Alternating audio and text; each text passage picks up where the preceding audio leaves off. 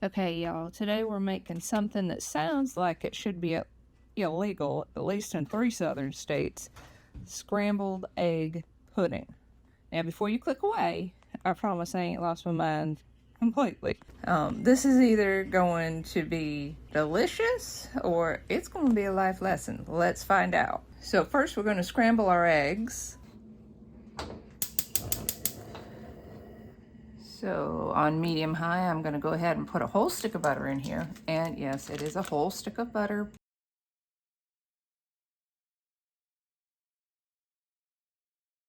And we are making pudding, and butter makes everything better. And it is not your enemy, despite what they tell you. Our grandparents grew up on bacon, butter, whole milk, raw milk, and it's all good for you. All this low-fat garbage is hurting us, it's hurting our hormones, it's causing all kinds of problems for us. They've shown it's really good for your brain. Good fat is good for your body. It helps you lose weight. We have so much insulin resistance and all kinds of stuff anymore that really got to get back to the good old basics. All right, so we're going to melt this up and then we're going to fry our eggs.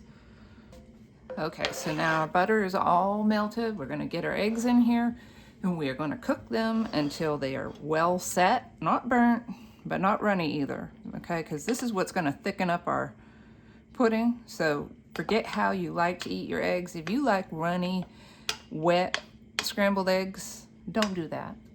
Okay, we want this set up. Okay, we're going to turn this into pudding. I'm just going to periodically push our eggs from the outside to the center.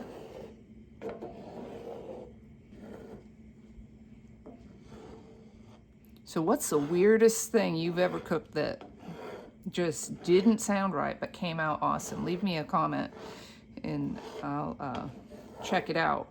I'm always interested in new recipes, things that you just wouldn't think of but just really turn out great. One time my dad challenged me to put rhubarb on my pizza. Now, because I just love rhubarb so much and I was eating it all the time. And I eat mine with salt, not sugar. I know I'm weird, but that's how I like it. And so anyhow, I said, yeah, you know, I think actually it probably would be good on pizza. And I put it on there, challenge accepted, and it came out awesome. So I really think people have been using rhubarb the wrong way. I think it's more of a savory, in my opinion. And it went really well with the tomato and the onion and all the cheese and whatnot. So sometimes different can be good. All right, so we're gonna get this all cooked up, okay? It is gonna be a little wet looking from the butter, but we don't want runny. See how that's runny there? I don't know if you can see that. That's uncooked egg. We wanna cook it, okay? Now, if I were scrambling my eggs to eat, I would not use this much butter, okay? But we are making pudding, and it is going to make it good. You do use butter in homemade pudding, so have no fear. It is going to be good. It's not going to be greasy. That's probably just about right. I'm going to go ahead and shut the heat off. Flip a few of these over, okay? And I'm going to let this cool down. You don't have to, but I want to let it cool down before I blend my pudding. If you don't, it's not a big deal. You can just go ahead and blend it up and then put it in the fridge to cool down afterwards, but I want to give it a head start. And you know how your eggs always go cold before you can get everything on the table? It's not going to take that long, so we're going to go ahead and let this cool, and we'll be right back. Okay, so I'm gonna go ahead and get this all whipped up because we're fixing to get a storm here. My eggs are mostly cooled. I did throw them in the freezer for a quick bit just to get them good and cold. But anyhow, so we're gonna go ahead and we're gonna get these in our blender.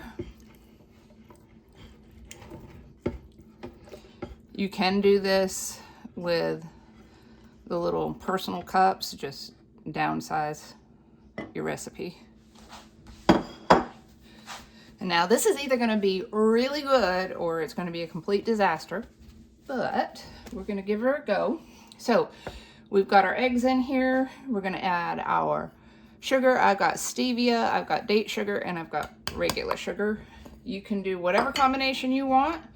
I also have a little bit of maple syrup and vanilla.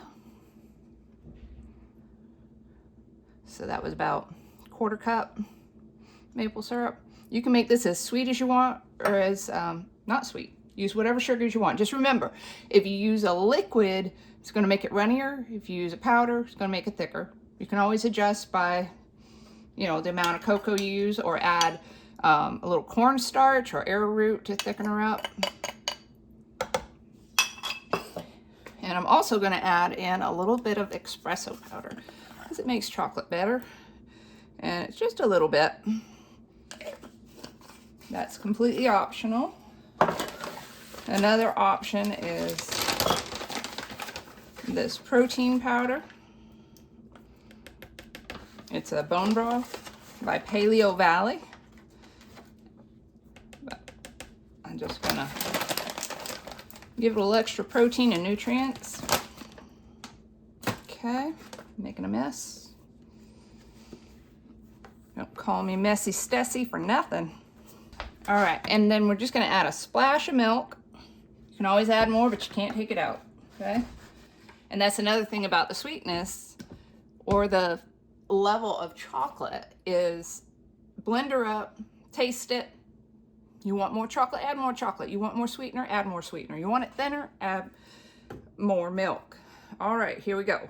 Just a little side note here. It did end up setting up very thick once it cooled because of the collagen bone broth. It would be perfect if you added cream cheese and you wanted to make a no-bake cheesecake. But if you're just wanting it a soft pudding consistency, I would not put more than a tablespoon of the collagen powder in there. Another thing you could do to set it up thick is put a teaspoon of gelatin in there as well, up to a tablespoon, if you're trying to make a mock cheesecake type of thing. Okay, let's see how this looks. It looks pretty good. That's good. I'd like it a tad bit sweeter because I did put in the black cocoa along with the cocoa. I'd like it a tiny bit sweeter. And I actually have a little bit of syrup in here. Put that in.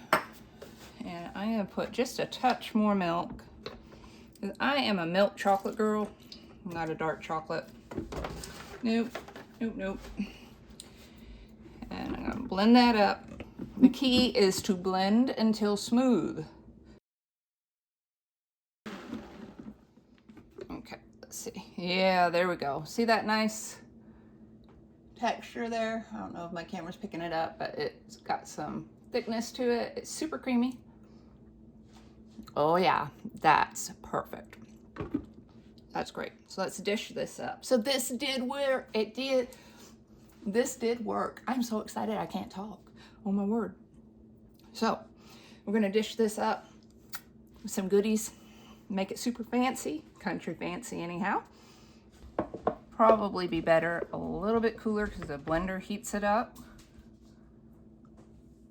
This is like a piggy size cup. Yeah, I'm feeling like a pig right now. I am so excited. This is a really good way to use up eggs if you have a bunch of eggs or you have picky eaters that don't like.